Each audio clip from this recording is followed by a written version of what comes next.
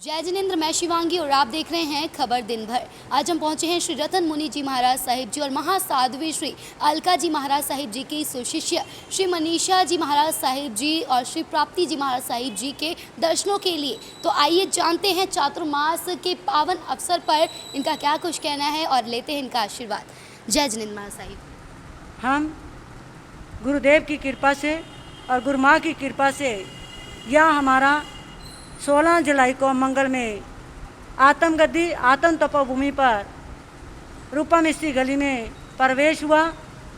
समय समय पर यहाँ पर धार्मिक कार्यक्रम जप तप साधना के द्वारा चल रहे हैं। हमने यहाँ पर 14 अगस्त को पूज्य गुरुदेव श्री रतन मुनि जी महाराज साहब की 105वीं जन्म महोत्सव मनाया। वो काशनों के तरफ द्वारा और सामायिक दिवस के रूप में और बच्चों का सांस्कृतिक कार्यक्रम किया गया।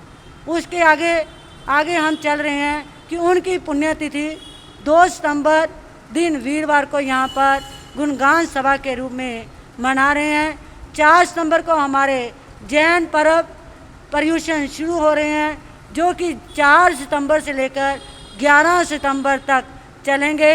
उसमें 2 समय सुबह कलश सूत्र की वाचना और शाम को अंतगढ़ सूत्र की वाचना होगी और साथ में समचरी पर्व पर सांस्कृतिक कार्यक्रम और साथ में वृद्ध लोना और रश्याम को प्रतिक्रमण होगा।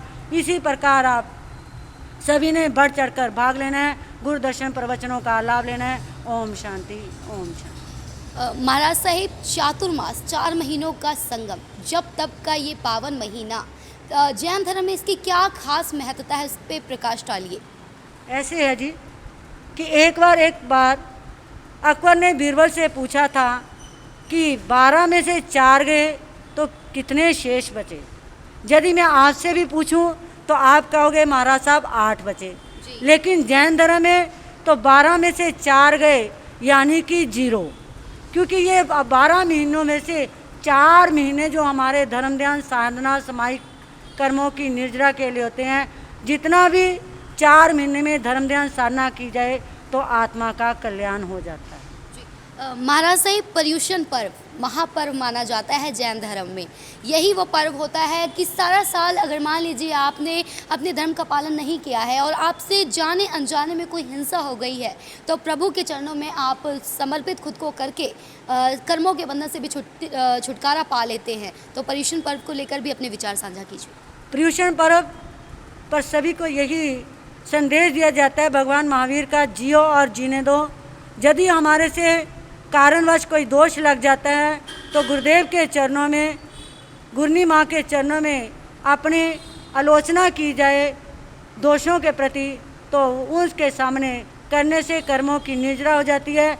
ये 8 दिन जो हमारी धर्म ध्यान साधना के होते हैं, यदि कोई दोष लग जाता है तो हम साधना आराधना करके हम कर्मों की निर्जरा कर सकते हैं। महाराज साहिब, ये भी ज़रूर जानना चाहूँगी कि आजकल बिजी लाइफ है, भागदौड़ मची रहती है, कहीं ना कहीं आज के यूथ जो है सही से पालन नहीं कर पाती है, तो उनके लिए क्या संदेश देना चाहेंगे? हम तो यही कहेंगे जी, जितनी देर आप मोबाइल के ऊपर उंगली चलाते हो, समय वेस्ट करते हो, उसकी बजाय यदि आप एक माला लेकर एक मनके पर भी यदि हाथ रख के फेरा जाए तो आत्मा का कल्याण हो सकता है। लेकिन आज का जो नववर्ष युवा मंडल है या कोई भी है परिवार में, सबके पास मोबाइल है, मोबाइल से अलावा उन्हें कोई भी काम नहीं है। सुबह उठो शाम को देखो तो सारा दिन वो मोबाइल पर लगे रहते हैं।